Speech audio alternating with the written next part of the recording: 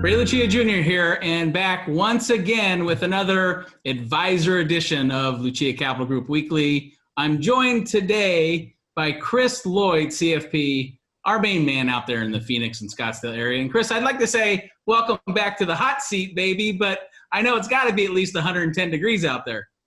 Hey, thanks, Ray. Yep, it's like 102 right now at 11 Okay. o'clock. 102, that's pretty hot. It's pretty hot. Well, we'll keep it kind of cool today for all of our viewers. And so today we're going to talk about estate planning. And I know estate planning is not the most enjoyable topic to talk about, but it's important. And some folks we've talked with recently have suggested that with all the coronavirus news out there, it's been an inspiration that they need to finally get their estate planning documents in place. So let's quickly go over the basic estate planning documents that every adult should have in place. Yeah, thanks, Ray. This is a topic near and dear to my heart. I absolutely talk about this almost every single day. So it is a very important topic. And there's a common misconception out there, Ray, that estate planning is just about transferring assets to your heirs. That's not the case. While that's certainly important and what's on a lot of people's mind, it's also very important. The first three documents I'll cover are about controlling decisions while you're still alive. So the first of those documents is called a durable power of attorney, the POA document.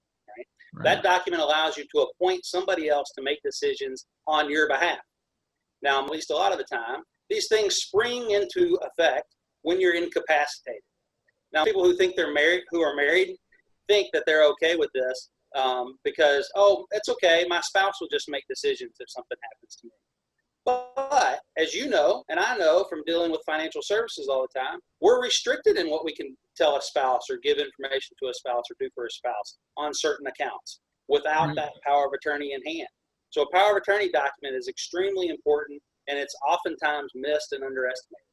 The next document is called the healthcare power of attorney. So that allows somebody to make healthcare decisions on your behalf. Maybe less important for somebody that's married because they will turn to your spouse a lot of times. But for somebody who's single or a widow, absolutely healthcare power of attorney is a must-have. And then the third one I'll mention that's about controlling things while you're alive is the living will, or sometimes called advanced directives. That's the one where you're making decisions in advance about how long you want to be kept on life support, if you're going to be in a vegetative state, and those kinds of things. Again, not fun stuff to talk about, but important stuff. Right. So, it's not just about what happens after you die. It's about what happens during your life and your living years. So I know there's a couple other key tools that everyone should have for their estate. Traditionally, what do you got for us there? Yeah, and these are the ones everybody's familiar with. The first would be a will.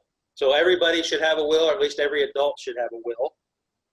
Very important. And then most people may want to also have a living trust in addition to that will. Which should I have? I can't really answer that question for you. I'm not an attorney, so I can't make that decision for you.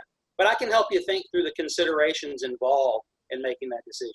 I can help you prepare for a discussion with an attorney about that decision. So living will, or will rather, and trust will be the last two on my list. So those are 5 documents for you, Ray, that are typical basic estate planning tools everybody should have.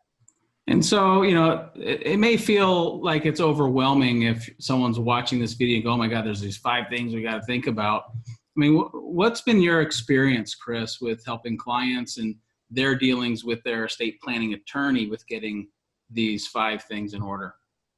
I think a lot of times a conversation with a financial planner like myself in advance of that meeting is really helpful, because you walk away with your list of assets. You have an understanding of what net worth is. You go into an understanding how beneficiaries impact some accounts. So when you have those basic understandings, then you can walk into that meeting with the attorney and have a really productive conversation as opposed to walking into it cold.